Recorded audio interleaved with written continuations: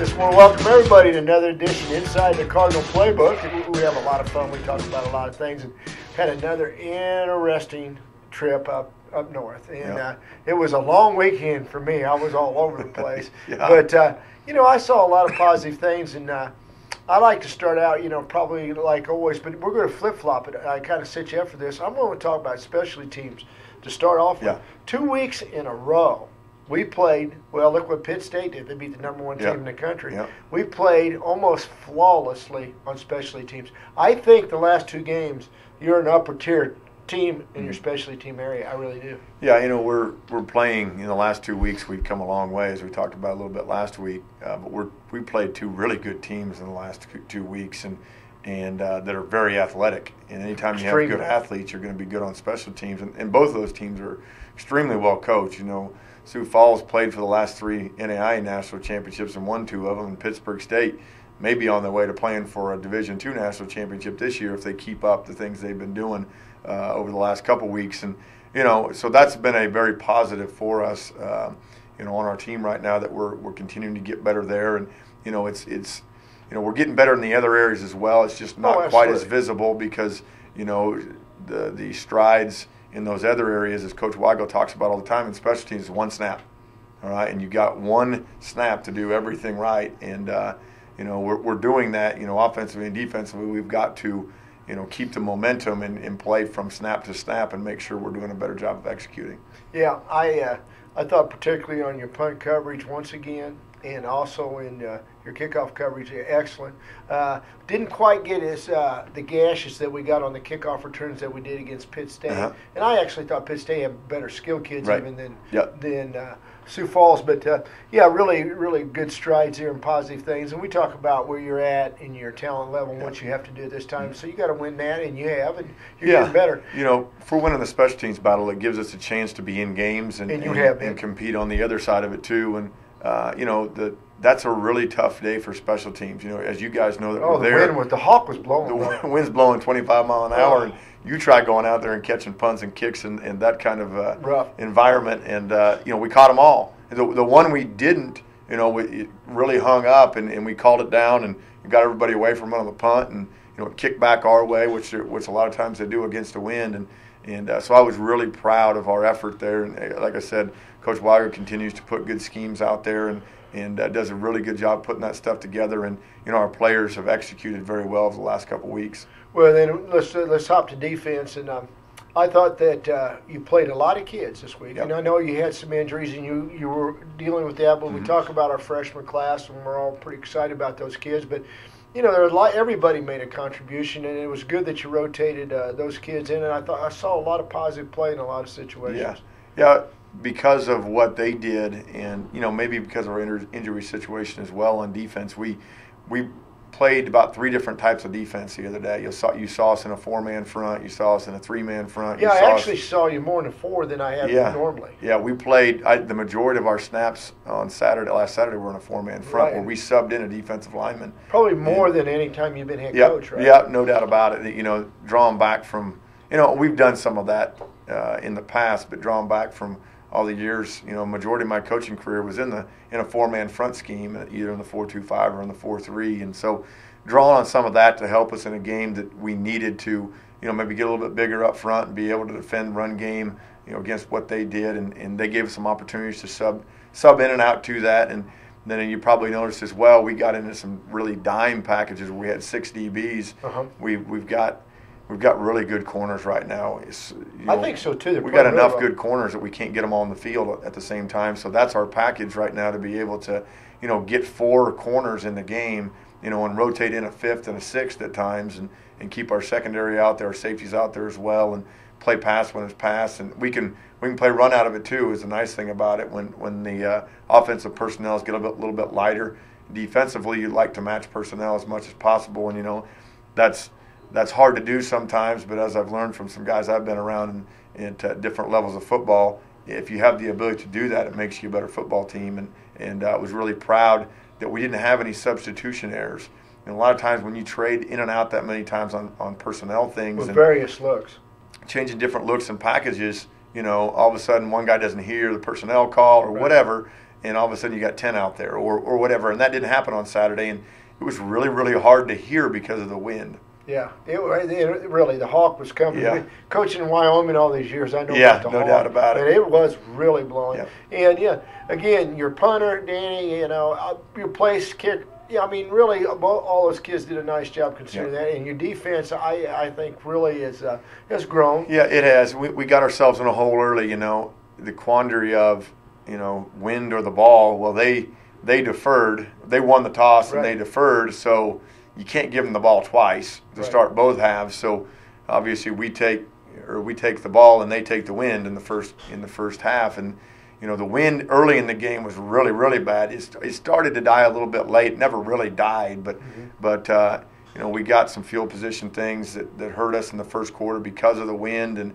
couldn't change the field. And they got a couple scores and those type of things that we need to execute a little bit better on. They were, to credit to their coaching staff, we were running a zone pressure, a cover 2 zone pressure, and they were running out of a 2-by-2 look with a tight end on one of the sides, and in that the inside linebacker is going to push to the number 2 receiver, whether he's a receiver or a tight end, and he's going to carry that route. Well, what they were doing was delaying that tight end, so they'd block him for 1, 2, 3. It looked like a choice route. It was a delay. It was a tight end delay. Yeah. And the Mike backer's not wanting to just cover air. So he's going to go help somewhere. And he flew. Yeah, he looks to help. He looks to help on number 1 now because number 2 hasn't shown, and they released him late twice, and they got 2 touchdowns off of it. And so we made an adjustment in the second half, and really late in the first half, and started, instead of zone pressuring on that look, running a man pressure and making sure that guy sat with him even when he delayed. And we didn't have a problem with it the rest of the game. Credit to their coaching staff. That's a very good job of them scheming. With what you were doing, that is a good job scheming. And we used to call that the choice route. Set him down, and he could, it could be depending on what you're doing, you can go either way. That's why we called it the choice exactly. route. And he did a great. And I tell you, he did a great job of sticking. Yeah. And then your kid would move, and as soon as he see him, he make the move. Yeah. Well, it's just a pitch and catch then. Yeah. Well, our problem was we didn't have the Mike linebacker thought he was going to stay in a block, so he's going to the next receiver in his progression. And when he released, we're dropping a nose in the low hole there to just help us kind of get in the way, maybe help us on a screen or draw. And to tell that guy he's got to cover a guy in space isn't why he's out there. Yeah. He's out there to put a guy in that passing window, and they got us on 2 big plays, and they cost us touchdowns on a short field, and we've got to do a better job of covering every single situation that could happen, but. That's coaching. It's not exactly that now you're playing Division II. You're not playing the Sisters of the Poor. No. These guys know what's going on, and they're going to make adjustments. Yeah, and that's the thing, as we talked about before on this season, I had a reporter call earlier today and talk about, asking me that he'd seen the box scores this year and looks like you're having a rough time, and sure. I said, well, both of us here. Yeah, here's the deal. If people thought that. When you move up a level of competition and play top 20, top 15, top 25 Division II schools, that you're going to be undefeated at this point. While we'd all love that to be reality, it's not. We're in a growth cycle here, and our players are getting better each week. And I saw growth from us on Saturdays. I told our team at halftime. And you guys, you and I talked about a story you told me last week about when you were coaching at Blue Springs, and when you guys made the transition, when you changed, I think you said you were in Columbia, and you didn't end up winning the game, but you at halftime you saw them fight. Jeff City, and they fought in the second quarter. You saw them make a transition where they could have laid down, and they jumped right back in it. I saw us do that at the end of the first quarter. So we got turnovers. I actually thought we won the battle from midway through the second quarter all the way to the end of the third quarter. You can't spot a good team like that, 21 points, and then expect to be in it at the end. I mean, expect to win it at the end. No. Now, I thought we had momentum after the first quarter. We really did until we something happens on an intentional grounding call. Well, the call that didn't happen on an intentional grounding late in the third quarter, beginning of the fourth quarter, and that put us kind of behind on some things, and then we were playing a little bit more catch up from there with momentum. But we grew a lot. We grew a lot on Saturday, and our players know it. When you look in their eyes, they're frustrated because you lose 4 in a row. You're going to be frustrated if you're a competitor, and we all are. But at the end of the day, they know they can compete with the teams we're playing against. whether the scoreboard at the end of the day shows it or not, they're out there playing, and they know physically and otherwise they're doing some really good things against some really good teams, and we're coming out on the short end of it. But as long as they stay in it and they stay rolling and playing as hard as they are and with the commitment they have, good things are going to happen for us. Yeah, let's talk now about the offense. I had a great visit too before the ball game. It was really a nice trip for me. I talked to the AD up there and talked about his vision and stuff, right, and what we're trying to do here at Jewel. And then I got to talk to Ryan quite a bit before the ball game, and we were chatting. And when you have basically 2 or 3 of your starting offensive linemen, you see it. I saw it last night on Sunday Night Football with the Jets. Yeah. It doesn't make any difference if it's high school, college, or the pros, and you've got to really put in some people at that particular. Those 5 guys up front make a lot of things happen. No doubt. And it isn't one guy; it's 5 working together. Yeah. People that are not familiar with football, more than any other sport, that front 5 on offense is a unit together. Right, no doubt about it. And it was tough with all the different changes we were making. Yeah, that makes it really hard because we lost Lance Kitchens 2 weeks ago, right, who was our starting left guard, and we moved Mark Perez out to left guard, bring Jake Hartley in at center, and then last week during practice, just off of a freak deal, Mark's pass setting and he hits a helmet with the defensive lineman and gets a concussion. And so we lost him. We didn't know till Thursday morning for sure. Right. So then we're putting guys in there that haven't played in those positions together.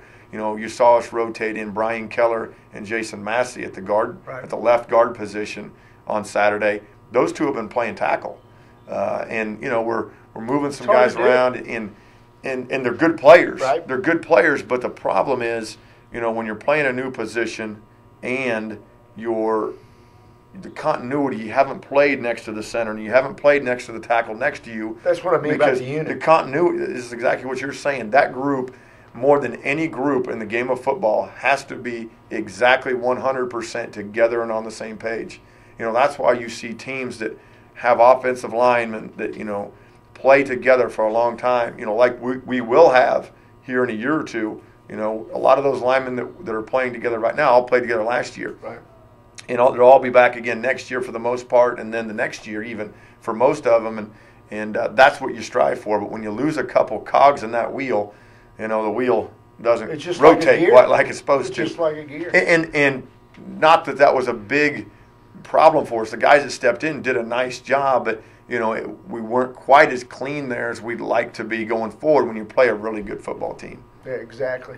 Well, that might kind of lead us into what we'll talk a little bit about the players of the week, and you can start with either offense, defense, or specialty teams. And I think you definitely have some kids that were definitely deserving. Yeah, let's start with special teams, just because that's something we talked about being one of our really bright spots on Saturday, the last 2 weeks really, and there's a lot of guys we could go to there for the player of the week. Quinlan Reiser had another good game. Our gunners in Thomas Clanton and our gunners, and some guys on kickoff, and Daniel Megan had another good day, and Warren hits a 42-yard field goal, and the protection's good, and all of those things that you point to, and we caught all our punts and kicks, and so there's a lot of guys you can look at, but the one that really stood out to us that kind of answered the call, we had a situation in the game, we needed to make it a substitution, and we put Andrew Edwards in there on kickoff team. He hadn't practiced it all week. He runs down there, squares the guy up, tosses him, runs it, and makes play. And, those things, when guys are asked to jump in and be a football player, right, and coached on the sideline, they jump in and respond in a very big way. That needs to be made light of, and they need to be rewarded. So he's our special teams player of the week. He did some other really good things on special teams for us as well, and he continues to become a very good football player. Offensively, it's hard not to go with John Molson and the day he had, and the way he got open and the plays he made. I think he had 10 or 12 catches, and he made. He's becoming a good possession receiver. He is. So long. He's got such big, humongous hands, and he's 6'3" to 6'4", and he's not a burner speed wise. He runs okay. But he's a good possession. He's just a good receiver. He's a great basketball player too. Oh, he's got good body control, good hand-eye coordination, all those things, and he did a nice job for us. There's some other guys on offense that had good days too, but he was the one we went with there. And then defensively, a guy that we moved around in some spots. He really played about 3 different positions on Saturday in different packages or different spots on the field that we had him do. And he's a young guy for us. We started him as a freshman or as a sophomore this year at the beginning of the year in Jason Carmichael. He was everywhere. He's playing. Talk about the interception. Boy, that's as good a football play as I've seen in a while. That's the best.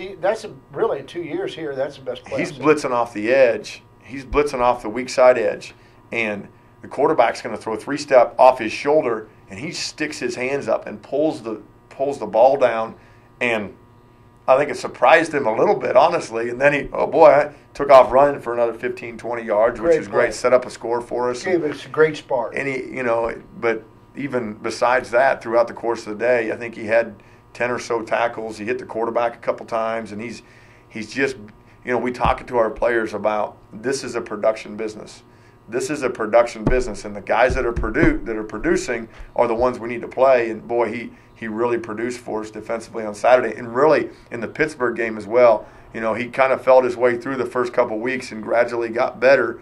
And then, boy, the last 2 weeks he's done some really good things for us, and he's really coming along. And the nice thing is he's a sophomore, right. And he's just a really good football player. So we went with him defensively.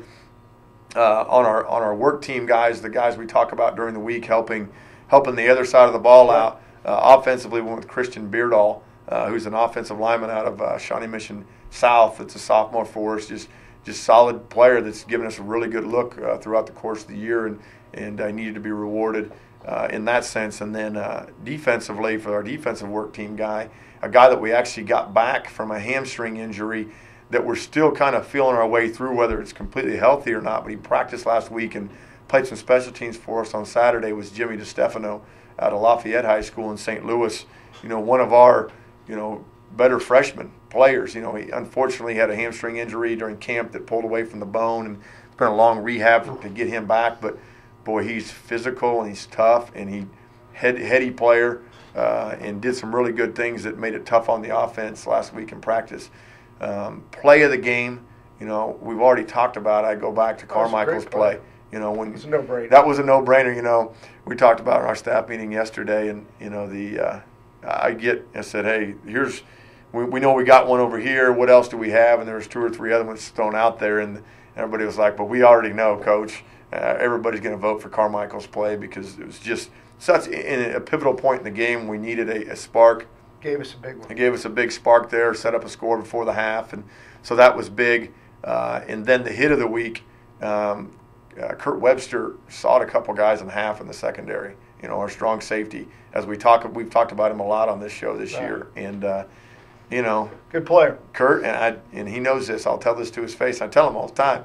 Kurt doesn't run real well, but you know what? It doesn't matter. He's got football speed, and he's a football player. He's tough, and he's not afraid to hit you.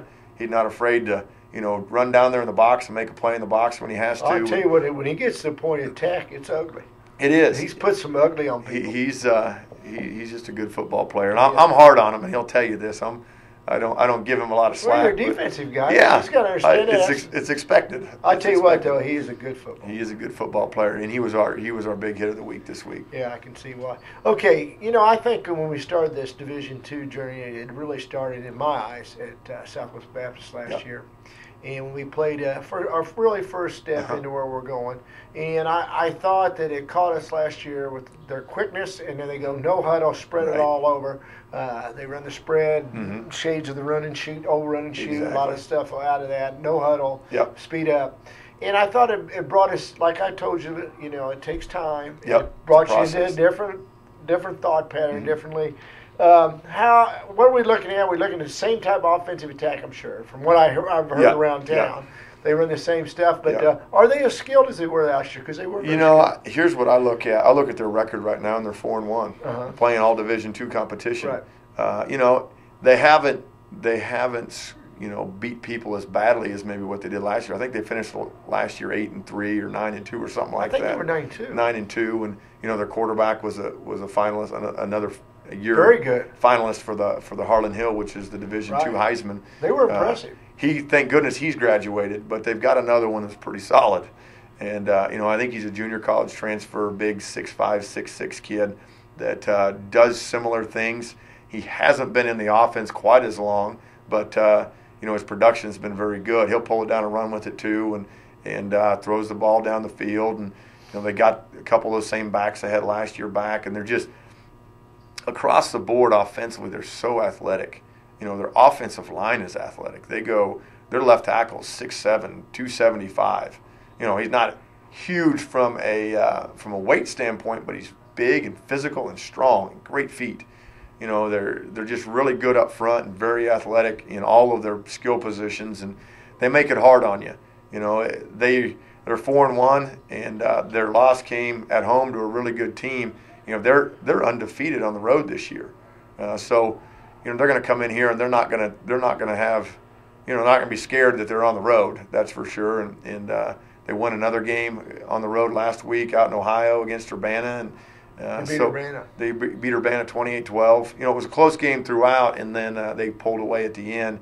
They go out to Fort Hays State, which is a tough trip, out in Hays, Kansas 3 weeks ago, and Hays jumps out on them early, and then they ended up winning, I think, 28-26, and coming back late and getting in that one. They play really good defense. They're just athletic. Yeah, they're very athletic. And they play hard, and the style of offense they play, when you can speed it up, like when you have the offensive linemen that you can speed the game up the way they do and get as many snaps as they do offensively, your percentage of being successful goes up tremendously. It's just like anything else. The more you have of it, the more good plays you can have. Right. And so they do a very good job with that. Anytime you're as athletic as they are, as I talked about the last couple of weeks, you're going to be good on special teams as well, because you can put a lot of really good athletes on those teams. And we'll have a good plan for them in all phases, and we need to get a win again. We do, and it's homecoming, and what a better time. There's no better time to do it than now. And our players are going to go into it believing we can win it, and so will we all. And we'll have to wait to see how it plays out after the game to see where we're all at. But our players' resiliency is very improve.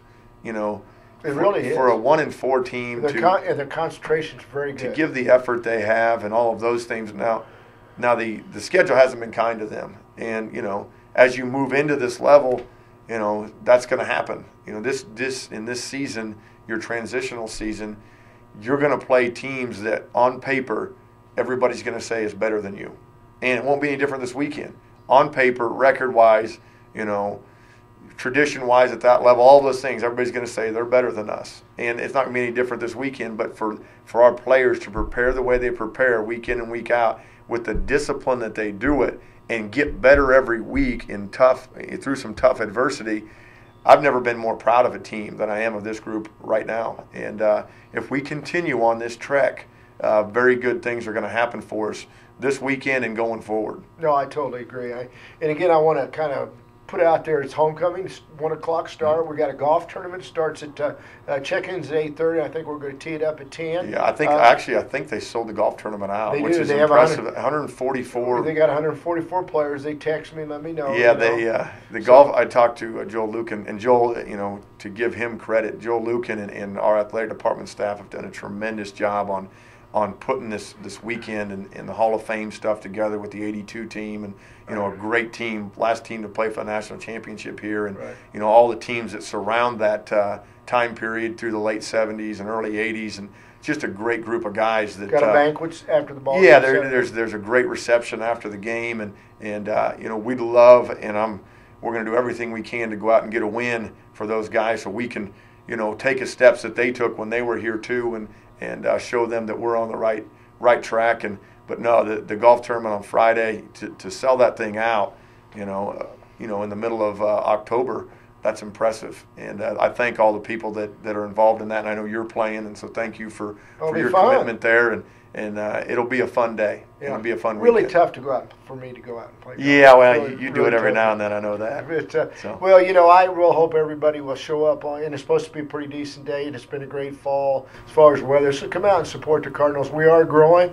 It is a process. We talk about the building blocks every Monday when we come in here. But be patient, and these kids are playing extremely hard, and hopefully we'll see you at homecoming on Saturday, 1 o'clock against Southwest Baptist. That's it for Inside the Cardinal Playbook.